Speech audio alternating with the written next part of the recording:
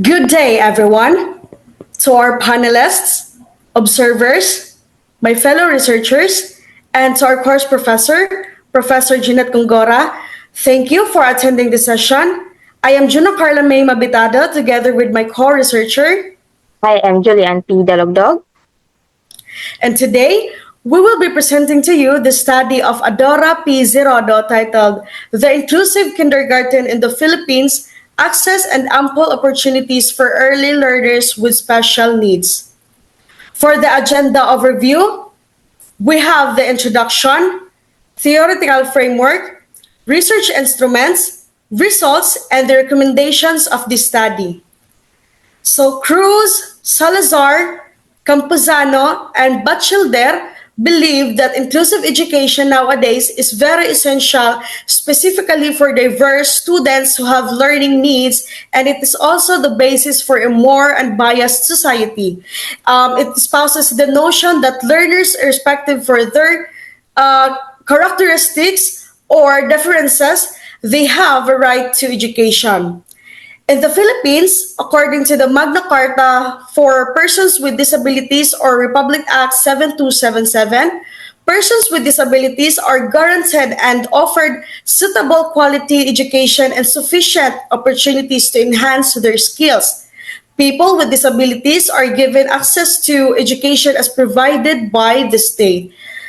Kindergarten special education is simply intended to meet the developmental needs of every child. General kindergarten program contains the inclusiveness of kindergarten education, which caters to the needs of the learners where with special needs that the gifted, those with disabilities, and other diverse learners.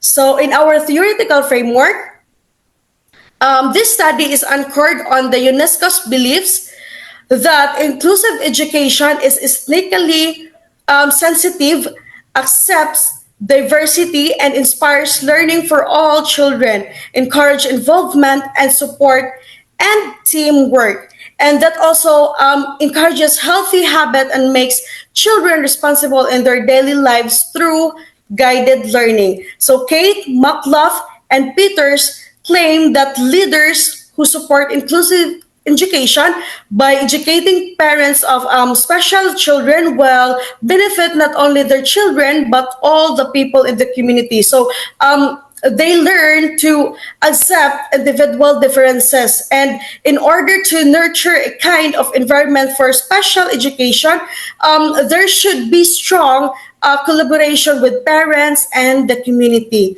And now we also have the research instrument, results, and recommendations of this study that will be presenting to you by my co-researcher, Miss Julianne Dalogdog. Good day, everyone. I am Julian P. Dalogdog, and I will be continuing presenting the remaining parts of this study. First is the research instrument. The research design used in this study is descriptive evaluative design, and they use purposive sampling method to identify the involvement of respondents in the implementation of inclusive kindergarten program. And for the participants, there are total 335 respondents, 84 principals, and 251 kindergarten teachers. And to measure the implementation and effectiveness of inclusive education for early learners with special needs, they use two different tools. These are the Toolkit for Creating Inclusive, Learning-Friendly Environment of UNESCO 2015, and DFID Order Number 72 in the year of 2009.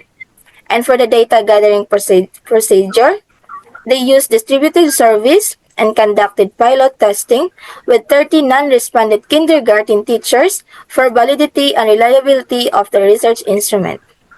So moving on to the result of this study, the findings of the study and the level of school implementation of inclusive kindergarten program are generally observed to be very high, and attainment of program objectives consistently yield a high level of implementation.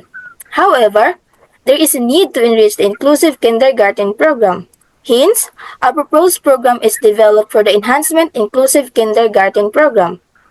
And for the recommendation for the result of this study, to further enhance the effectiveness of inclusive kindergarten program, The proposed enhancement program emphasizes intensive trainings and seminars on SPED-related topics be designed for both regular and SPED kindergarten teachers.